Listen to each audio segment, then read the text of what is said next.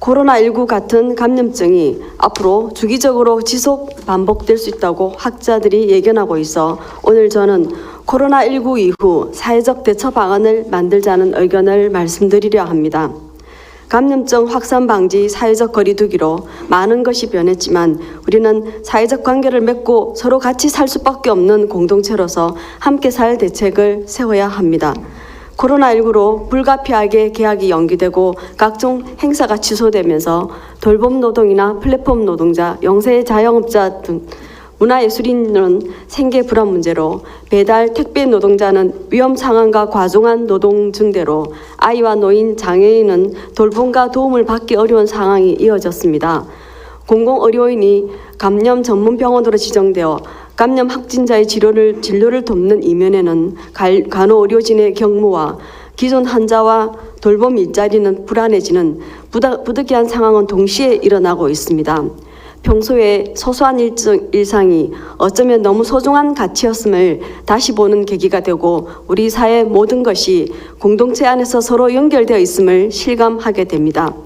코로나19의 교훈은 파생될 여러 가지 사안에 대해 더 예측하고 기존과 다른 대안을 찾는 것입니다. 응급 상황과 중장기적인 대안을 동시에 준비하기는 어렵지만 중요한 과제를 할 수밖에 없어 지혜가 필요합니다. 이제 사회적 거리 두기는 실행하되 심리적인 거리, 온라인상의 거리는 더 가까워질 수 있어 무엇보다 인권의식을 강화해야 합니다. 특히 1대1 직접 대면보다 무한 다수를 접하는 온라인 공간에서 만약에 인권 침해 상황은 피해가 더 커집니다. 도민 대상 인권 교육이 필요합니다. 불법적인 영상물 유포를 차단해야 합니다. 여성을 성착취한 텔레그램 N번방 성범죄와 유사한 범죄 재발을 막아야 합니다. 경남도가 가담 공무원을 무관용의 원칙으로 즉각 대처한 것은 너무도 다행이고 고맙습니다. 향후 문제는 경남도 성평등교육센터와 경남교육청 성인권지원센터를 설치하여 지속적으로 추진해 갈 것을 제안합니다. 경남도정 원거리 간부 간 영상회의를 도입하고 GPS 도입과 빅데이터로 코로나19 감염자 이동 경로를 분석하는 ICT 기술을 접하면서 스마트 시대를 실감하고 있습니다. 지난해 스마트폰 보유율은 91.1%로 온라인 동영상 서비스를 이용하는 사람도 2명 중 1명꼴로 나타났습니다. 전 국민 중 10명 중 9명이 스마트 기기를 가지고 있고 각 개인이 2, 3만 원 정도, 한 가구당 보통 10만 원 상당 비싼 통신비를 부담하는 실정입니다.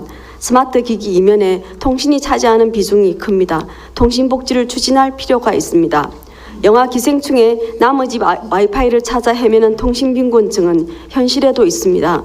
통신은 공공재로 이용한다면 대안을 찾을 수 있을 것 같습니다.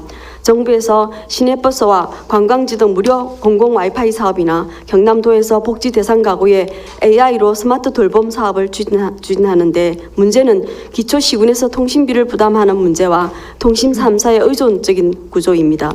이제는 공공에서 도로 확충처럼 통신 인프라와 데이터를 공급할 수 있어야 합니다. 통신복지에 있어 공공이 데이터 주권을 확보해야 합니다. 이미 서울, 광주 등 광역지자체가 도시 전역에 통신 인프라를 구축하며 시민들에게 통신복지를 추진하고 있습니다. 이러한 경우 빅데이터 또한 카드사나 통신사로부터 구입하는 대신 지자체가 권한을 가지고 공익적 활용을 할 수 있어 가치는 더 커질 것입니다. 스마트 시스템, ICT 기술이 모든 것을 충족시킬 수는 없지만 그럼에도 사람 중심으로 활용해야 합니다. 학교는 온라인 수업을 하지만 교사와 아동들 간의 관계 형성을 위해 소규모 놀이도 가능한 학습 방법도 보완해 가야 할 것입니다.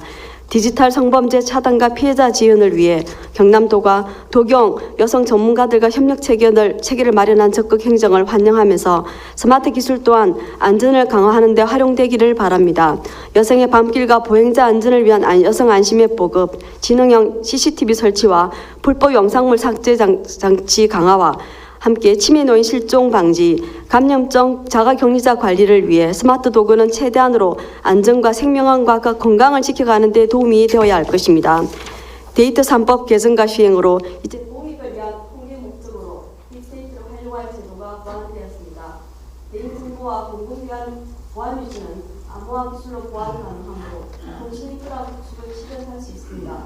그래서 행정구역 부분보다는 주민생활권 중심으로 보다 현실적으로 주민의욕구에 근거하여 문화적, 경제적 문제를 해결하고 균형 발전으로 나아가야 할 것입니다. 경청해 주셔서 고맙습니다.